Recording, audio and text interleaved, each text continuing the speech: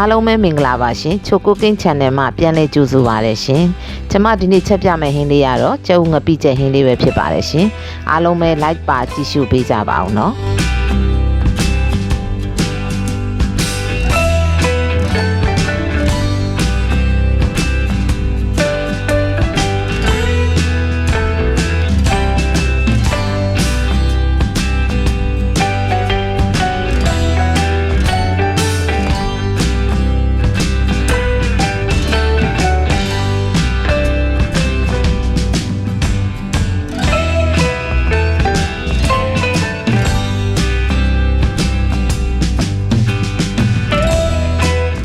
အိုးပူလာပြီဆိုရင်တော့အရင်ဆုံးစီထည့်ပါမယ်ရှင်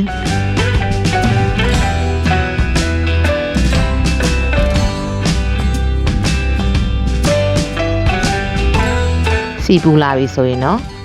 မြင်ငပိထည့်ပါမယ်ရှင်ကျွန်မမြင်ငပိကိုအရင်ဆုံးထည့်ပါတယ်ဘာလို့လဲဆိုတော့မြင်ငပိအနံ့မထွက်အောင်လို့မြင်ငပိကိုစီနဲ့နာနာလေးစီတက်ပြီးတော့ကြော်ပါမယ်ရှင်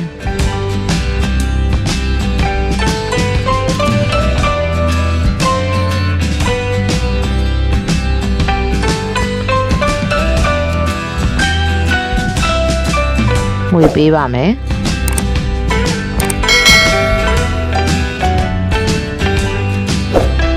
ကြည်အောင်လို့တေချာလေးမွေပေးပါမယ်ရှင်ပြီးသွားရင်တော့မြင်ငပိအနံ့လေးပျောက်သွားပြီဆိုတော့ကျမတို့အယောင်တင်ဖို့အတွက်စနွေးမှုတ်လေးထည့်ပါတယ်ပြီးရင်တော့ကျမထောင်းထားတဲ့ကြက်သွန်ဖြူနဲ့ငရုတ်သီးလေးထည့်ပါတယ်ရှင်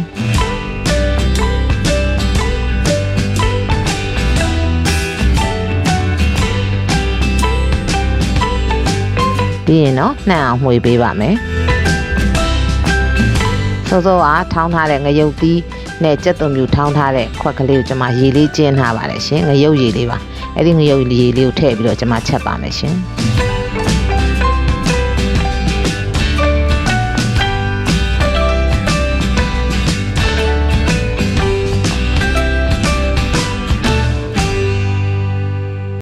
ဒီချာလေးမှွေပေးပါမယ်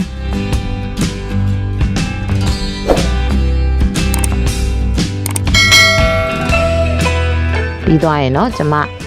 ခွာထားတဲ့ကြက်ဥလေးတွေထည့်ပေးပါမယ်ကျမကြက်ဥကိုတော့ဒီမချမ်းမဲနဲ့ပေါ့နော်တမင်အလုံးလိုက်ချက်တာပါချမ်းလိုက်လို့ရှင်အနှစ်တွေထွက်သွားမှာဆိုလို့အလုံးလိုက်ကိုမှကျမဓားလေးနဲ့မှုန်းပေးထားပါတယ်ရှင်အရသာဝင်အောင်လို့ပါ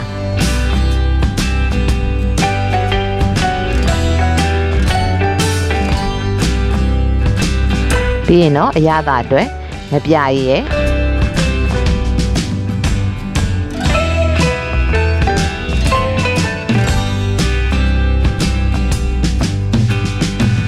ချိုမှုတ်တယ်ထည့်ပါမယ်ရှင်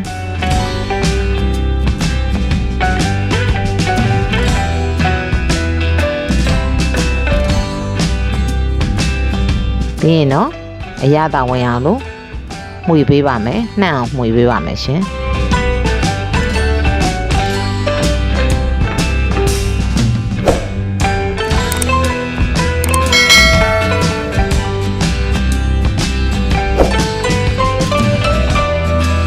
စီလေးပြန်သွားပြီဆိုရင်တော့ကျမတို့အရသာကောင်းမွန်နဲ့ကြက်ဥငပိချက်လေးတစ်ခွက်ရပါပြီရှင်ဟုတ်ကဲ့အခုလိုကျမရဲ့ဗီဒီယိုလေးကို